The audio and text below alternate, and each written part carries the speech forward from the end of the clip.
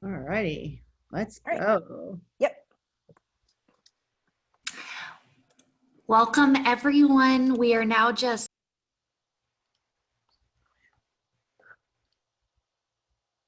just waiting a few moments to give everyone a chance to arrive and settle in from the waiting room. It's so wonderful to see so many familiar faces as well as so many new. Just going to wait a few more moments.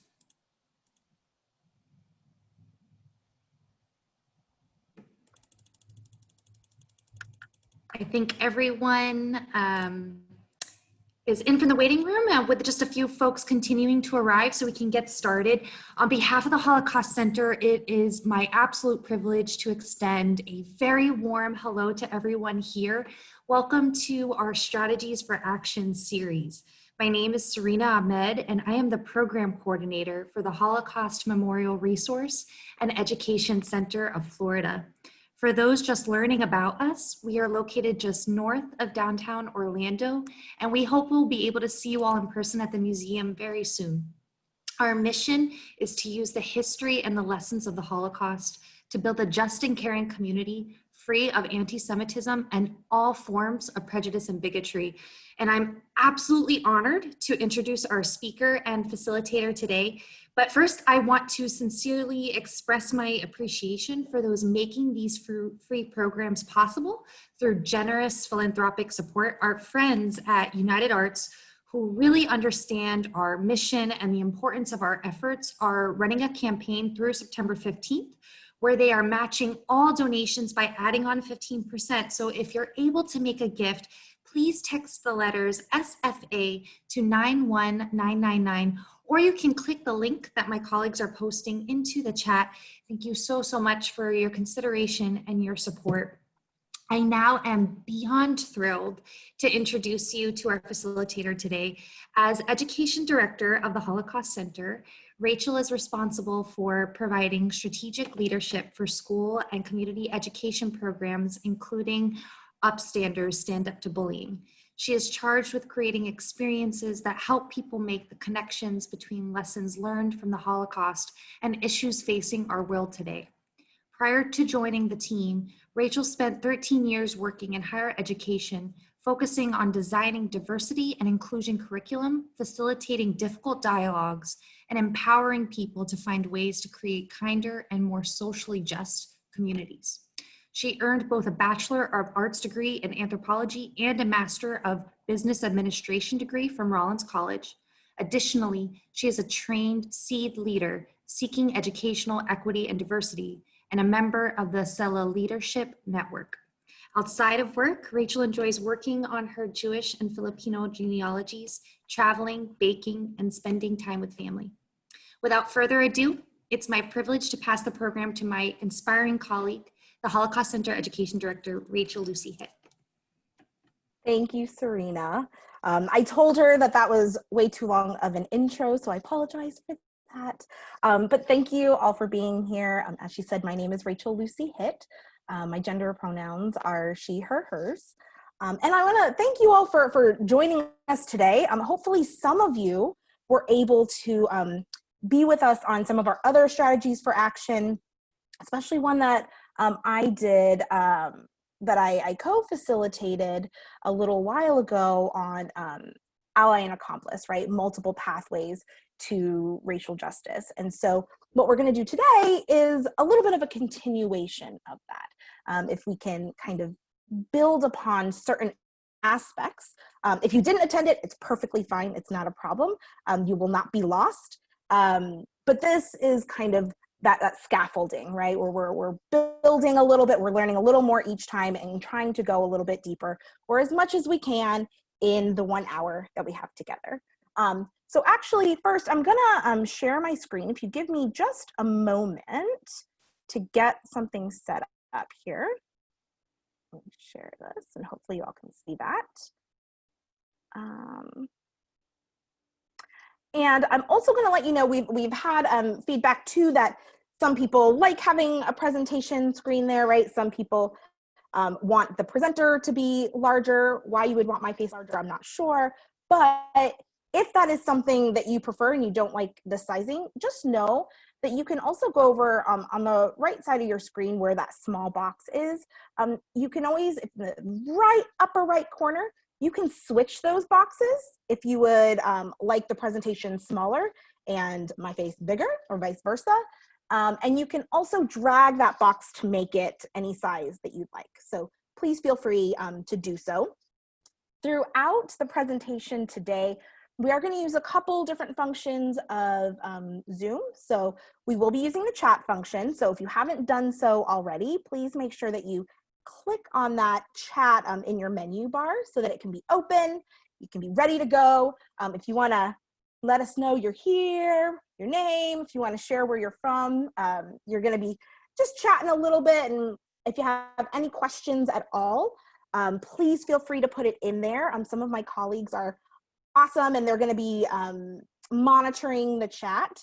And of course, if you have questions, we will save some time at the end for them. But feel free to put them in throughout the presentation. If there's times, also Serena's going to be looking at it, that she thinks that some of the questions may be super relevant to the specific topic that we're talking about at any given point. She may go ahead and just kind of throw it out there in the middle. So please feel free to do so. The other thing as we get started is we're going to do just a few polls. So we can actually, let me just start with one. We can test it all out. We can all get comfortable. Lisa, I think you're signed in as it. So maybe we won't be using the polls today. That's perfectly fine. We will just use the chat box function. So let me open mine up. And what I'm curious to know is something that I've heard time and time again is this notion of when people attend workshops like this, right? Sessions, diversity, inclusion, social justice, that sometimes people come out saying, you know, that was really, really awesome. But it's preaching to the choir, right? And also, I was trying to think of another phrasing that was a little more neutral as far as like religious connotation. So if you can think of another phrase besides preaching to the choir, please put that in the chat and I would greatly appreciate it. But how many of you have ever had that feeling, right? That these kinds of discussions, these are wonderful, but really the people that need to hear the message are not in this room. They're not engaging in these conversations. So take a moment just in the chat, let me know, is that something that you have ever thought or heard about when you attend these kinds of things? Is not that it's not worthy of time, but are the wrong people the ones that are constantly there? I'm seeing a lot of, I agree. Oh, and someone from Vancouver, hi. Yes, absolutely. Yes, often. I'll be really honest. It's actually sometimes how I feel about it as well. But along the way, there's something really, really important that that I want us to think about, right? As we're having these kinds of virtual discussions, that when we're looking at the inner work, right? The inner work of bias and oppression, that what we're really thinking about is, who are we talking about? It can feel like, you know, these are self-selecting kinds of programs. If somebody cares, they're going to attend, right? Wonderful. My question is, why do we sometimes feel like the choir doesn't need that attention too, right? That I fully believe that, you know, I say I don't like making assumptions, and yet this is the one assumption that I will make often, is that I assume that most people, right? Most people are good people. They're well-intentioned. They care about others. And yet, if most of us are good people, then how come we still have discrimination, prejudice, really negative interactions and oppression in the world, right? Oftentimes we see ourselves as separate, as distant from it. Like, oh, all this horrible stuff happens, but it's not necessarily me. And so what I want us to do today is start thinking, how am I part of these systems? It sounds really harsh, but when we start thinking, I'm not part of the problem, I'm here to help solve the problem, I think that's where the problem begins, right?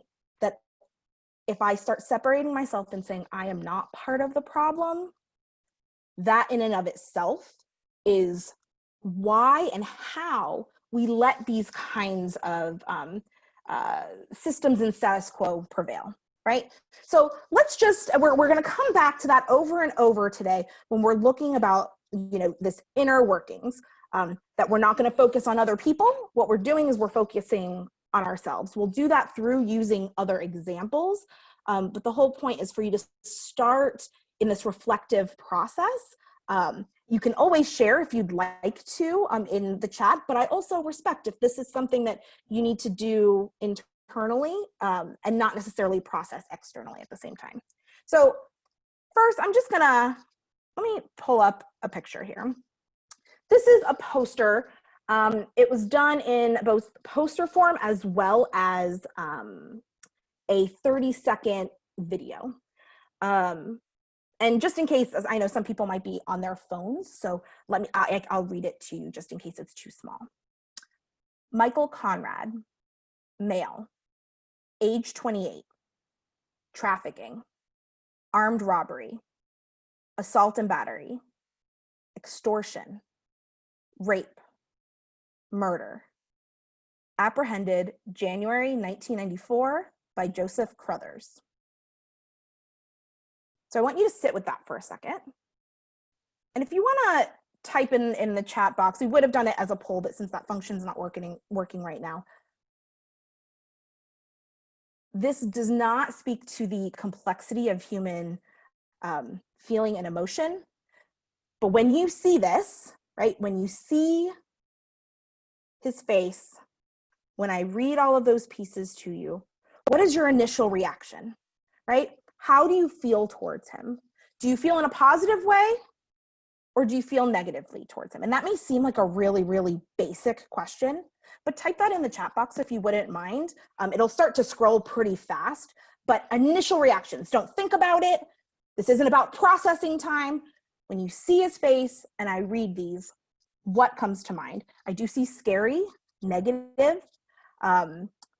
I assume he's the officer though. We'll come back to that in a second. Sad and scary, neutral, right? Sometimes we also, without the processing time, there are things that may be happening in our brains that aren't necessarily coming to the forefront.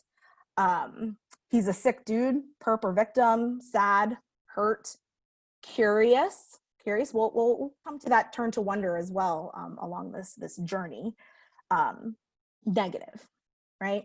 But his expression doesn't seem aligned with that history. What circumstances made him go to such a lifestyle? Sorry, it's going pretty fast. Empathy, as I thought he was victimized. Gentle face, horrific accusations. He's definitely had a difficult life. So all of these are different perspectives, right, that are coming up. And again, these are just things that are snapping into our brains immediately, right? Doesn't seem like a good person. So I want to show you when this was a video, each of these statements would come up one by one. And this was actually something, it's a PSA, actually, it's a public service announcement. And I know at least of one instance, there was a judge in Iowa that would use this, the video form during jury selection and would play it until it came down to this point, and then he would pause it and have a discussion with potential jury members. Now, if we look at the full poster, and I'll read it again, and this will go back to what some people were mentioning in here. Michael Conrad, male, age 28, trafficking, armed robbery, assault and battery, extortion, rape, murder. Apprehended January 1994 by Joseph Crothers, shown here. And so I do want to recognize that some people did mention that, but even the addition of that one line at the bottom shown here, for many people, we will see this face, we will see this listing of horrific things and jump to the conclusion that this was the perpetrator and not the police officer, right, that apprehended him. And this isn't about good, bad, law enforcement, not all of those kinds of things. This is about what are the assumptions or the stereotypes that jump into our heads without us thinking about it, right? And this was a public service announcement that was brought by Urban Alliance on Race Relations and was used then to start talking about bias. And so when we look at what we sometimes think of as these, as how our brain functions, right? In a non-scientific way, but when we start really trying to comprehend who we are and how we think about things, we like to think that we're in control, right? That we can process, that that we know what we're doing, we're thinking, and I agree with that, right? Because we need to be held responsible for who we are and what we do. But we need to start recognizing different systems. So there's the reflective system, which this is that conscious thought, right? Where it takes thought, it takes effort, it takes motivation, decision-making processes, right? It does take longer. This is when bias comes into play, this is the conscious or the explicit bias. This is what we usually think of though, right? The things that I know that for people that are racist, right? Those other people, bad people, right? Those people. What we don't often think about, or we might think about it, but not always to ourselves, is the reflexive system. So when we're talking about things that come automatically, that we didn't have to put much thought into, this is where like stereotypes and things come in. It requires little effort. And the reflexive system is really important, right? We're not saying it's a bad thing in its entirety. Our brain processes so much information all at one time, right? If our brain didn't categorize and put things into boxes and recall, right, based off of either previous experience or knowledge gained, our brains would explode, right? We can't process that kind of information all at once. So it serves a purpose. But the thing is, when we do that in regards to people, that's when we start getting into a lot of trouble, right? And I want to be really clear that everyone does this. I am not saying that bad people stereotype and good people do not stereotype. All of us stereotype, all of us categorize and make these assumptions. Not all of us take the time, and I don't mean time in the moment, I mean long-term time of understanding, reflection, to understand when those could be happening and to try to compensate for those. So when we're talking about bias, in particular for this reflexive system, that's when we start talking about implicit bias or unconscious bias. You'll see it's called a lot of different things: implicit social cognition, hidden biases. One thing I actually do stay away, just my personal preference, I choose to not, or I try not to call it unconscious bias, because I found that people may have a very separated vision of that, of like, well, if it's unconscious, then I have no responsibility for it, right? There's nothing I can do, as opposed to these messages being implicit and in the back of our mind that are very hard to access and to understand, but not that it's impossible, right?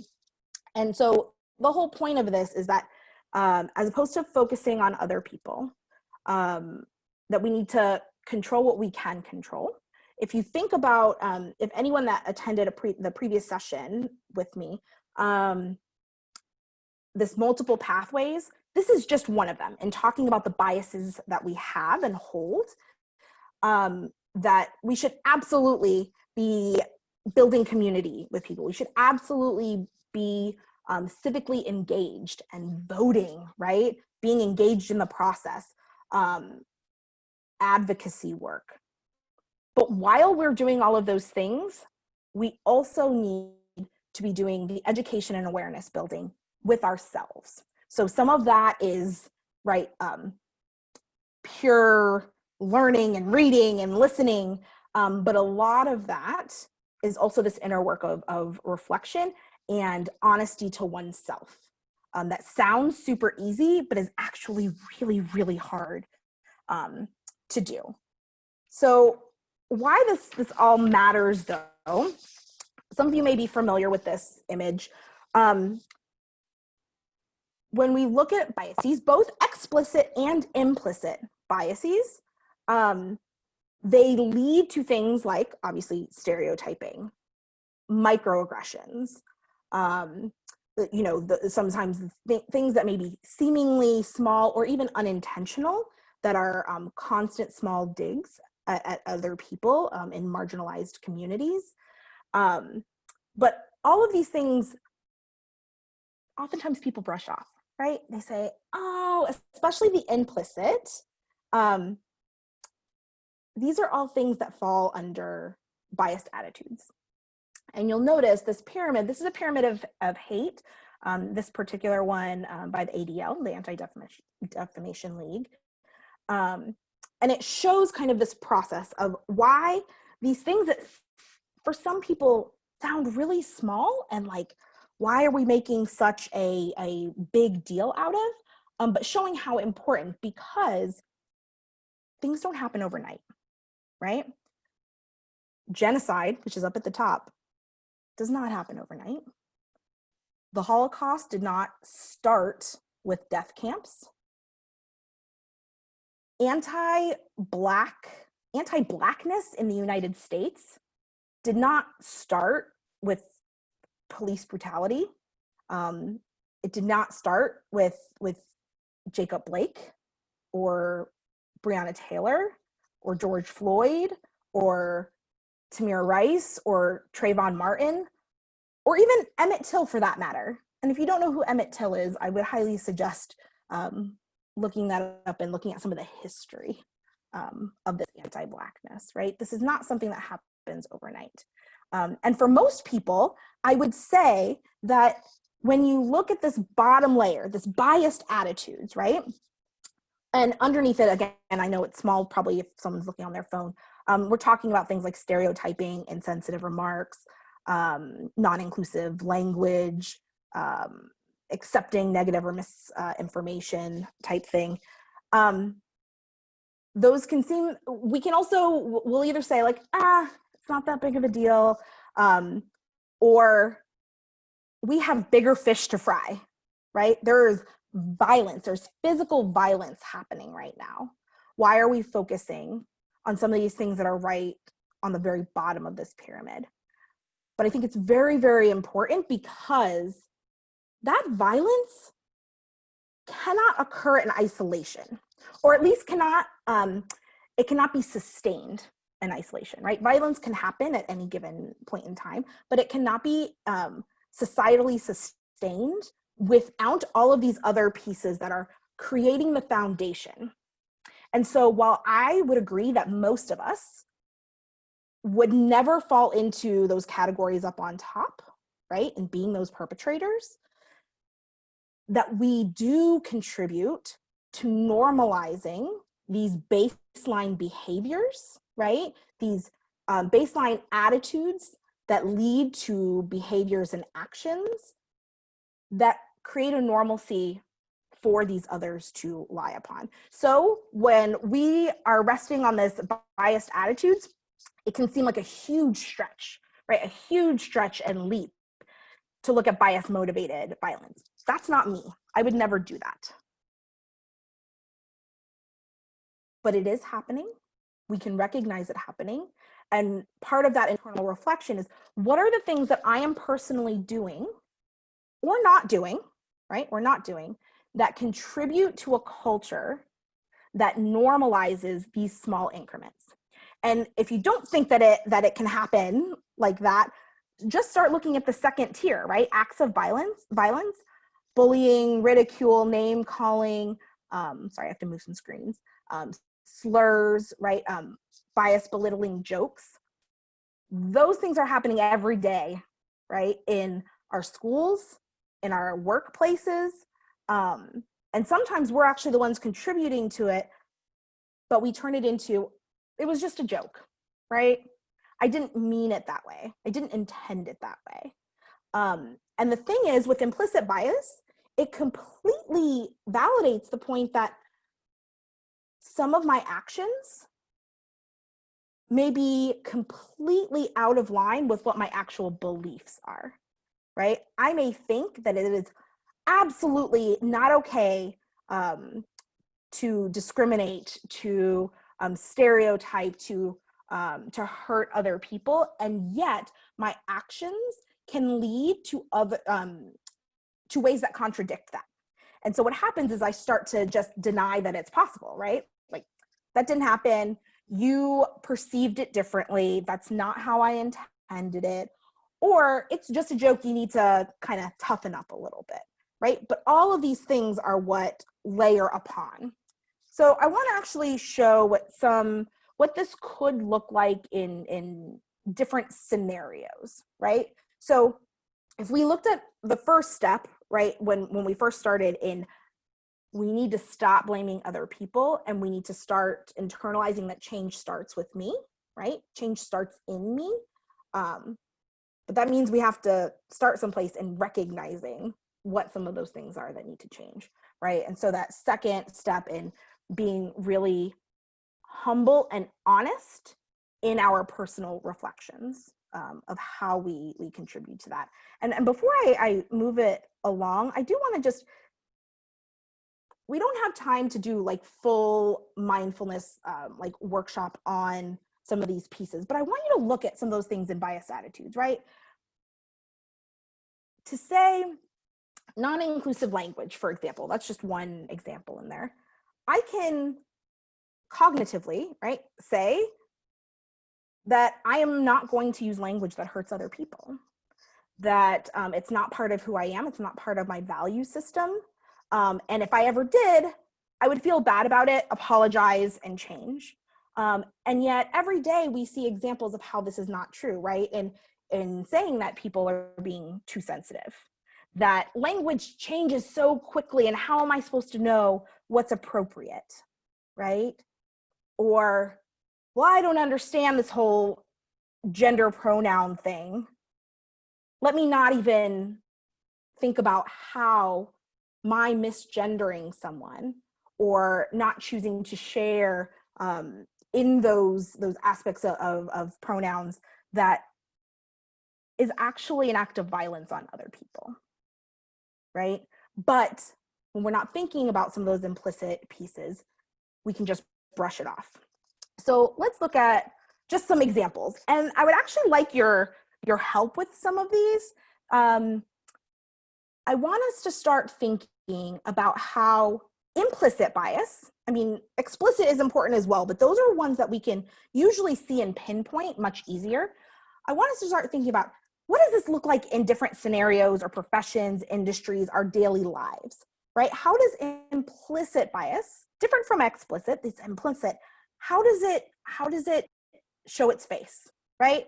So in the comments, as I'm starting to share a couple different examples, I would love if you could put in and share with each other some examples that you have, right? Either that you've experienced yourself, or that you have read about, that you're learning about.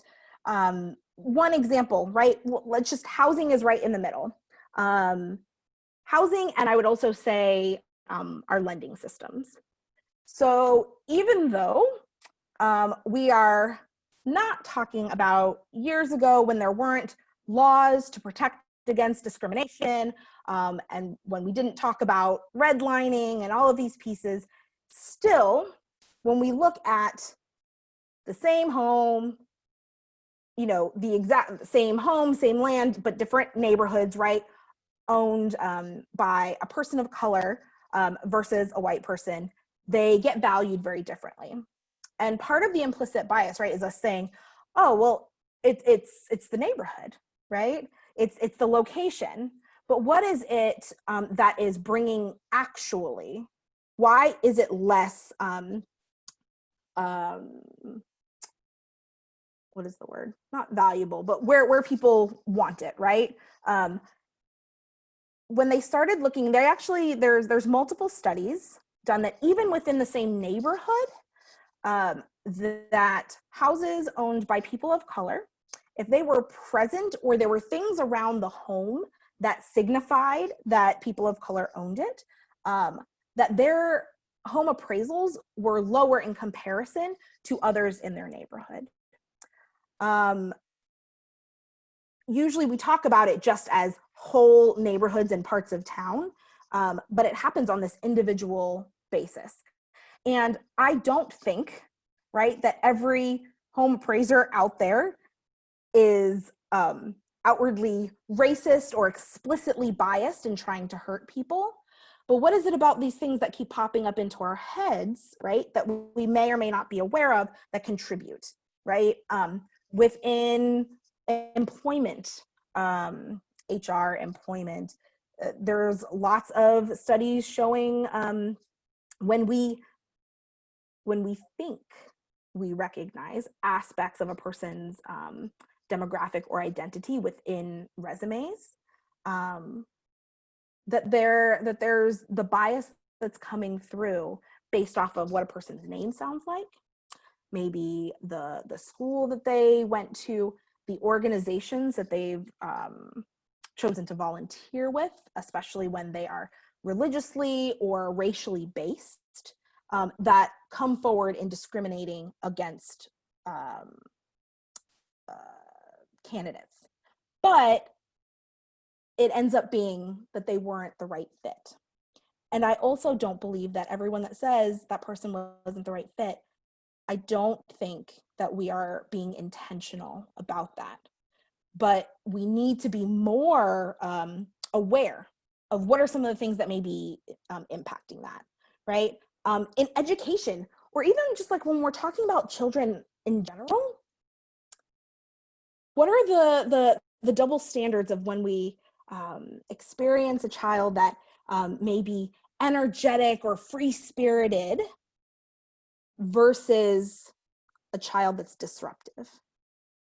You can have the same exact behaviors that are manifested, but oftentimes when it's children of color, especially boys of color, that the same exact behaviors that may be seen as positive attributes are then seen as negative, which then it not only impacts the experience within the school, as well as the learning process and the kind of internalized depression that will start to happen within ourselves, right? And that happens time and time again in different ways of how we look. Is somebody so smart that they're just bored in class and they need to be tested for gifted or challenged in different ways? Or are they disruptive, right? And a problem child, a nuisance. And that oftentimes does not happen in a very conscious decision-making way. And it's easy to point fingers and to say it's somebody else. When we, when even strategies for action started,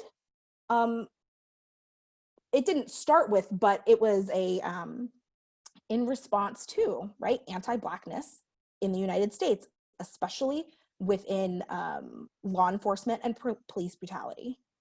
Now, that's a whole topic that we can talk about on another time, right? But the thing is, what really, really surprised me in doing this work for years, what surprised me is how quickly, or at least in my mind, the shift that I saw of like a few years ago, many people not being willing to even hear the words Black Lives Matter, say it themselves, bring it into the workplace, God forbid, right? To every organization, in the country making a statement about it.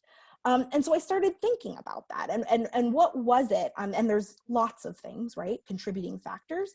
But I really think part of this is it's easier when we can other someone and have a group or people to blame, and to say, well, I'm not the one doing it. So I can absolutely say Black Lives Matter when it comes to law enforcement and how they proceed.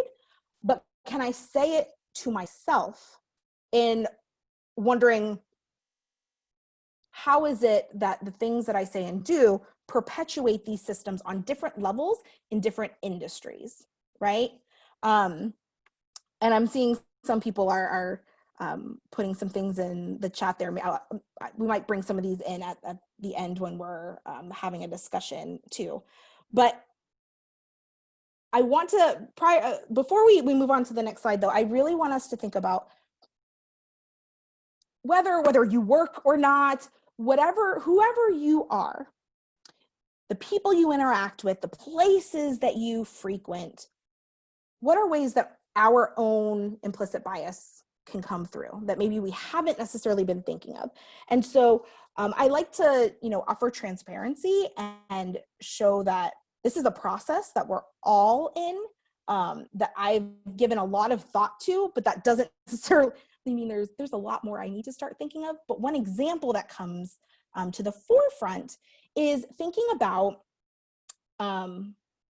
you've probably heard like examples of crossing the street when somebody's about to walk past a Black man, or clutching your purse, or being nervous in an elevator. For me, part of this was I noticed I was locking my car door, right? I'm driving in my car or as a passenger in the car, and something inside me says, lock my car door. It was very easy for me to be like, it has nothing to do with race. It really doesn't. Like, I just saw a person, and so, I thought I should lock my door. Upon like further like introspection, what I was realizing and seeing what I was doing was that, well, at least in my conscious mind, it wasn't about race at that point, but I was noticing that whenever I saw someone that I thought may have been homeless, I was locking my car door. Now, that went so far against what I think I know about myself and what I believe, and that if I'm thinking logically and cognitively about it, I know that people that may be homeless are down on their luck. They've been oppressed by systems. They are human beings like everyone else that just may need some love, care, kindness, and help. And yet I was finding that that is what would trigger me to lock my car door. And so that is part of like, even though I can say all of these things and I truly believe them, there is something still in the back of my mind that is constantly sending these messages. These are messages that we receive from community, from advertising, from the cultures that we're raised in, from the religions that we follow, right? It's these kind of messages that are all around us. So it's not about blaming anyone. It's about recognizing it. Yeah. And so there is oftentimes one piece that, that is mentioned, but not in this kind of categorical way.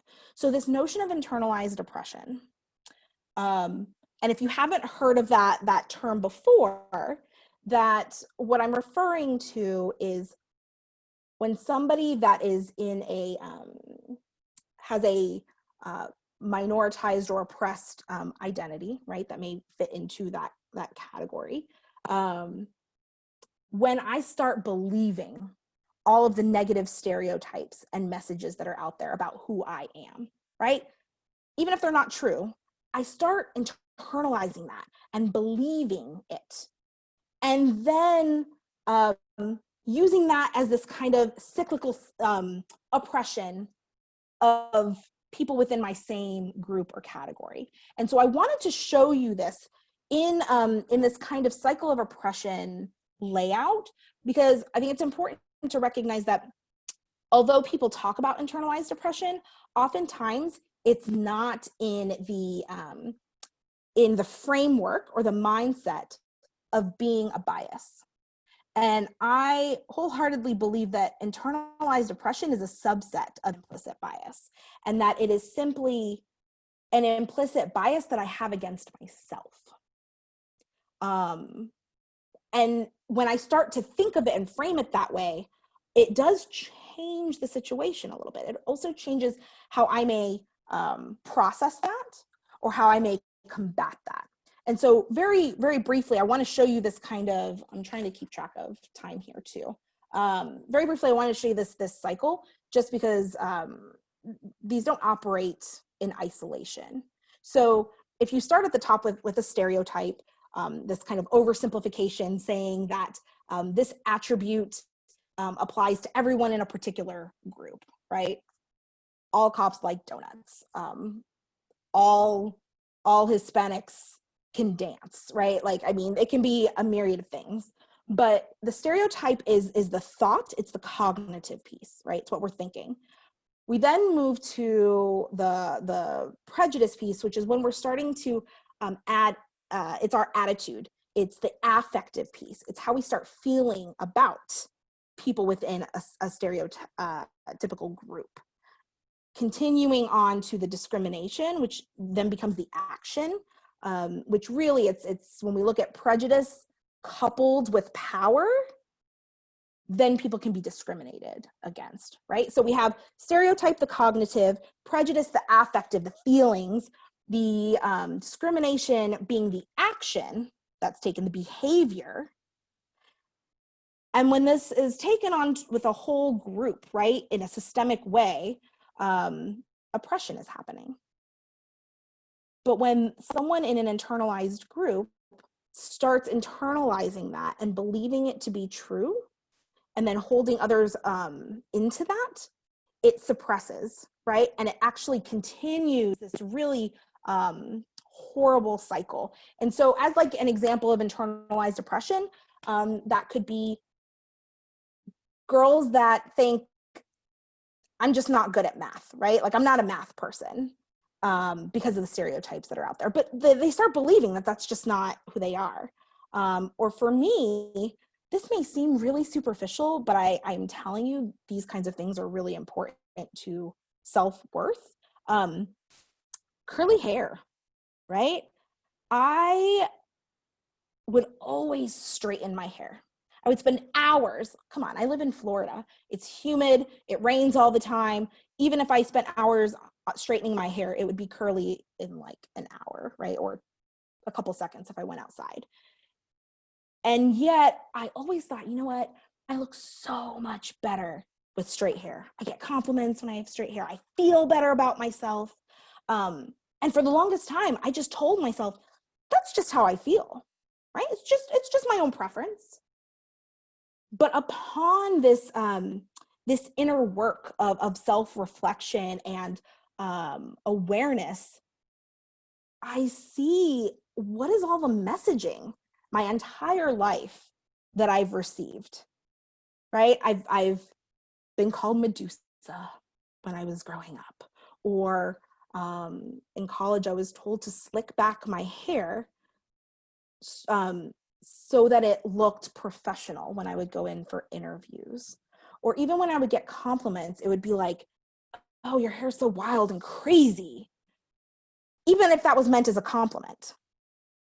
I even look at what are some of these subtle things, these messages that we get of, this is such a weird example, but like, you look at the Spice Girls, if anyone remembers the Spice Girls, it shows my age, but the Spice Girls, right? And there was Scary Spice. And like, there was Baby Spice and Posh Spice. What made Scary Spice scary, right? She was a woman of color and she had natural curly hair. Why is it that is the word that we then kind of couple with? And so through these kinds of pieces, starting to not like those pieces of who we are. And that happens with skin color, right? It happens with body shape and size. It happens with all of these kinds of aspects that we should be really proud of. And yet, somewhere in the back of my head, because of all of this messaging, it is slowly eating away at. And then makes it that much easier to put that oppression on someone else. And so I use the example of like bleaching creams, right? Bleaching creams are a huge industry in cultures around the world to lighten skin, right? These are things that eat away at. They're very, very harmful and toxic. And yet we have colorism within communities of color, right? That's not necessarily somebody outside telling us, not directly, but we're oppressing each other in this internalized way. And so looking at some of these things are also part of how bias plays a role. Now, obviously, one of the first places like people mention is the Harvard's implicit association test. And I'm actually curious, if you've taken the IAT, you don't need to tell me your results, but would you mind just like in the chat box mentioning if you have taken it? Yes, no, just to see how prevalent this is. So, okay, there's a bunch of people that are showing here. For those of you, a couple people haven't, right? For those of you that haven't, this is basically a thing you can go on the computer. It's absolutely free to show how strong associations are between two groups. And so like this image, it's to try to explain it, right? They'll show you a series of words and you have one key on the left, one key on the right, and you need to categorize. So if it's a positive, good word, you put it on the left. If it's a bad, negative word, you put it on the right. And so you would put it, you would go through and sort these words. Then they might do it with human faces. One, recognizing the fact that, and categorizing as a white face or a black face. One, let's fully recognize that we can't tell a person's race just by looking at them. I know that sounds crazy to some, but it's true, right? We make assumptions, but this whole thing is about making assumptions. And so then what they have us do is then put things together. So if it is a word that's positive, or it's a picture of a white person, we'll put it into this category. If it is a negative word or a black face, we'll put it into this category. And then they switch it, right? Like which are combined together. And so seeing how quickly we are able to associate shows if there is a preference for, right? A preference associated with. So this, they don't do, it's not just for race. There's a whole slew of different ones that you can try, from religion to weight or body size. There's a lot of different ones to look at. I want to be really clear in saying that this is not the be all end all, that this does not prove that somebody is prejudiced or discriminatory, but it is a really, really good educational tool. I don't think it's something that should be used to determine or make decisions upon someone, because showing implicit bias does not determine actions, right, on an individual one-on-one basis. But it can clue us into things. It can help us to start recognizing, like, where do I start? Well, maybe some of the ones where I have a really strong association, right, and preference for. Even somebody like me that's been doing this work for a long time, I showed a slight, they have, slight, moderate, strong, I'd have to look and see what the categories are, preference for white than black, right? And it shows this, it'll show you the statistics too, that even within group categories and within people of color, these kinds of internalized associations. But I also took the one on body shape or body size and weight. And I had a strong preference for thin versus they said fat, right? Thin versus fat. I fall into the overweight category, right? And yet I've internalized this so much that my implicit biases are pushing me in a direction that doesn't align with cognitively my beliefs on that external level. So really, really good place to start. Also, if you're looking for very specific resources and beginning these conversations, depending on what kind of group, organization you're looking at, the ADL produces something called Table Talks with Kids that I think is fantastic. And even though it's with kids, I don't think it has to be just kids. I think these are great for anyone. It's just also appropriate with kids. And actually, there's a specific one that they do, the ADL, on race, what is it called?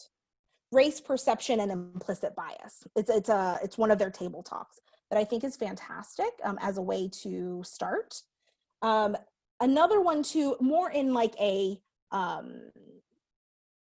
organizational setting, maybe, is leanin.org. Leanin.org has something called 50 Ways to Fight Bias. And what it's actually not what it sounds like. I would think it'd be like this list of things, but there's actually a series of cards that can be used as an activity to begin these conversations of like providing background information, right? So like the educational component, reflective questions, as well as scenario-based discussions. And it's something that you can buy a set of these cards, but if you do the online version, the digital version, they provide absolutely free. And I think is a great way to kind of start some of these pieces. Some of the things that I listed here are actually things that I personally try to utilize, right? This practice slowing down, practice perspective taking, which are actually based off of things that are a part of the principles for how we treat each other from the Peace and Justice Institute. Fantastic things to start. Asking yourselves those hard questions and being really honest about your responses. And part of that is through this notion of meditation or mindfulness.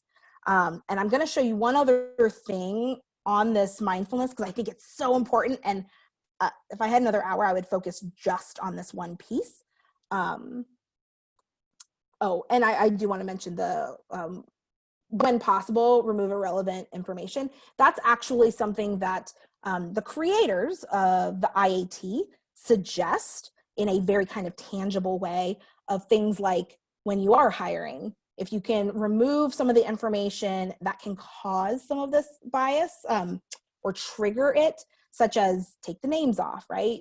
Don't have photos, remove some of that information that it can kind of reduce some of these pieces.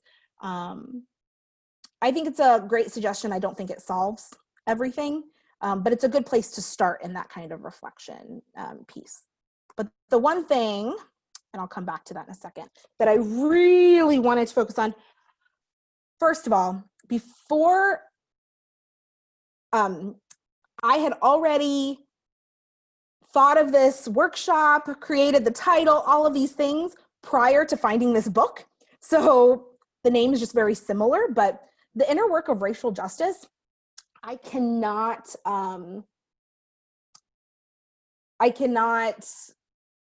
recommend more, right?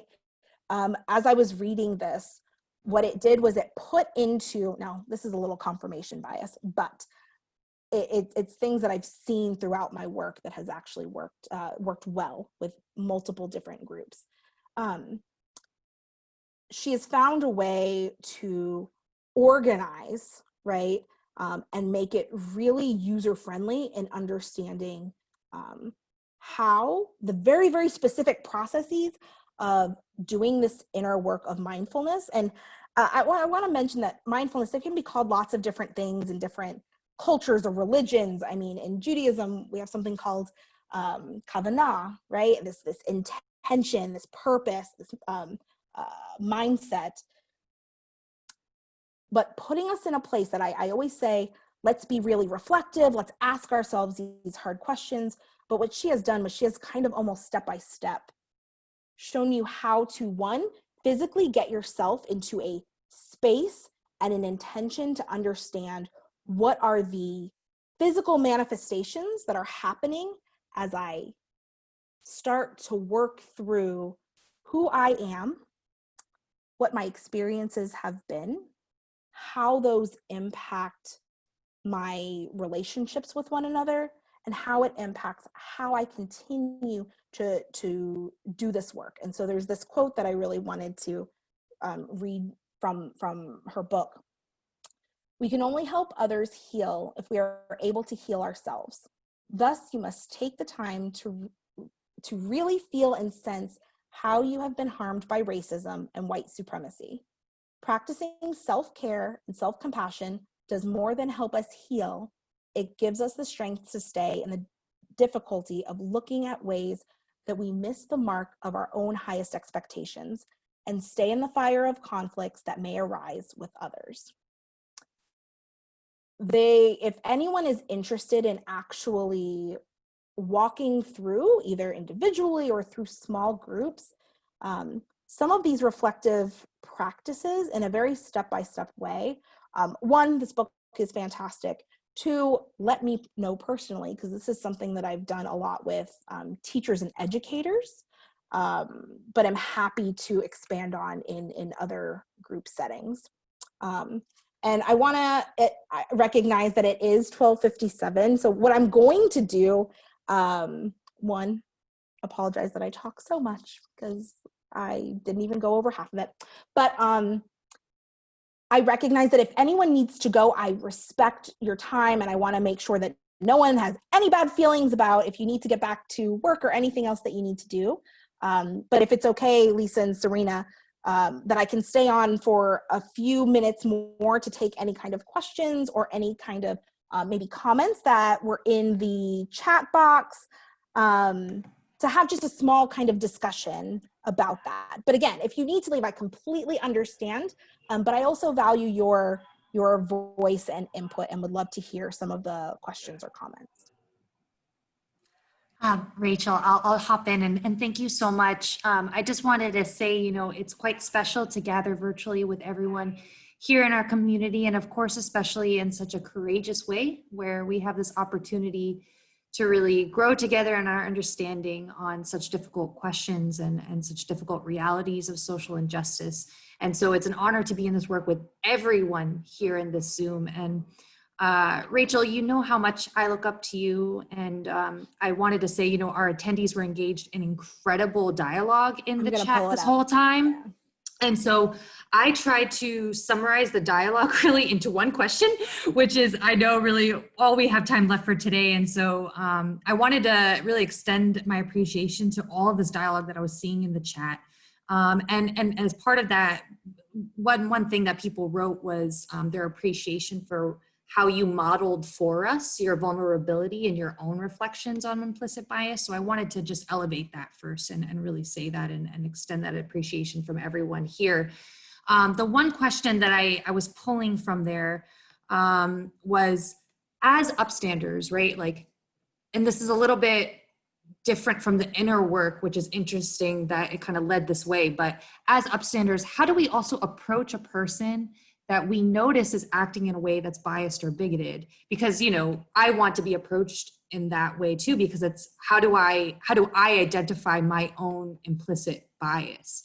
And so in the chat, we saw people speaking so much, right, to the way that implicit bias has functioned in all of the scenarios and contexts that you had on the slide. One of those contexts was housing. And so, for example, we see so many nonprofit organizations that are trying to make sure that the Civil Rights Act is actually implemented in for example, in housing, in the realm of housing. And so what are ways that you have in your mind that we can have an influence on the ways in which implicit bias is having these unequitable, violent effects in various contexts? I mean, is it, and how do we approach that person, or is that really the right strategy? Context matters, right? Context always matters. And there isn't a right or wrong answer answer to that. There is something I want to address with it though. So from the previous workshop that I did, when we talked about different ways of being an ally or an accomplice, right? And looking at relationship building and community, looking at civic engagement, all of those things are absolutely necessary and important. What I'm saying is that this inner work, this education and awareness has to be happening in parallel. It has to be happening alongside, because when the inner work and the self-education and awareness starts dropping off, then that's when we really start focusing on other people, right? As opposed to both of us at the same time. And so I don't think that it's bad to help or try to figure out ways to work with others in their journeys in this as well. But what I'm very scared about is that when we start doing that, that's when our focus starts going away from our own. That's when we start having people that say, I am in this, right? I am part of the solution. I am an advocate. I'm going to make sure that this world is a better place. And then is constantly having microaggressions against the people that they are working with for, supposedly in allyship with, right? And why we will see in advocacy circles that there's so much sometimes, I don't want to say like infighting, but even distrust within communities that are supposed to be allying for one another. Because it's so much easier to just be like, yeah, all of that stuff is horrible. I need to figure out a way to fix them. Maybe we should be doing this together at the same time, right? I am a good person. I have good intentions. I'm still complicit in hurting others unintentionally, and I need to own that and focus on that. It's very hard to help others when we're still struggling with it ourselves. And there's no end point to that, which is why I say that things need to be happening in parallel, right? With that said, if there is a situation where you're trying to do this work with someone else and learning and growing together, that my approach, and this is just my approach, is that I have those discussions with other people. One, when there's a relationship already there, right? This isn't a stranger I walk up to, because I don't always think that that's very helpful or safe. But that and this is just my opinion, I use myself and my own stories and my own learning process as the example. It puts me in a very vulnerable state, but to say, I'm trying to, these are some things that I notice, and to do it as kind of like this two-way relationship where it is accepted and reciprocal. So anyway, that's just one thought. But like I said, I do think that everything is context-based. Thank you so much. Thank you so much. It's been an absolute privilege to have this time together with you, Rachel, and with our audience. Thank you so much for always being with us, for engaging so meaningfully in the chat. I know I'm really looking forward to continuing to dig deeper together in so many wonderful programs ahead, and to finally, eventually at some point, convene in person together as well. I saw in the chat so many comments eager to know how we can be a part of the solution, because we know we're all part of the problem. And I loved Harry Coverston's comment that there is no instant gratification available, because like Rachel was speaking to in her presentation, these reflexive systems took a lifetime to develop. In conclusion of our event today, I just have a few important reminders or new announcements for those joining us for the first time, and I'll be very fast. We did record this event. It'll be uploaded to our website shortly, so be able to share it with your family, friends, and colleagues who missed the discussion, so they can watch it at their leisure, or you can watch it another time as well to continue engaging with some of the subject matter that we were we're engaging with today. And after today, you'll also receive an email with a link to take a short survey where you can provide your feedback. And if you may please take a few moments, we greatly appreciate it because it allows us to have that insight into how we can improve our time together. And my last thing is that we have a number of upcoming, incredibly empowering virtual programs. And these conversations are beyond important. So I want to make sure you all know about it. On September 13th, Sunday from 3 p.m. to 4 p.m., please join us for a special session as part of our In My Own Words series, where we're going to hear from Holocaust survivors Han and Max Liebman. And they actually recently celebrated their 75th wedding anniversary this year. Our next Strategies for Action program will be on September 14th, Monday, from noon to 1 p.m. And this next one is dedicated to building emotional bravery. And it will be led by Jenny Susser, who holds a PhD in clinical health psychology. Dr. Susser will help us in identifying how our fears play into our actions and reactions, and how we can rewire some of our thought patterns to become more emotionally resilient when we engage in highly difficult conversations, especially ones on systemic racism and anti-Semitism. And lastly, thank you all so much for your financial support to keep these programs going. You can text SFA to 91999 to donate, or click the links that have been posted into the chat.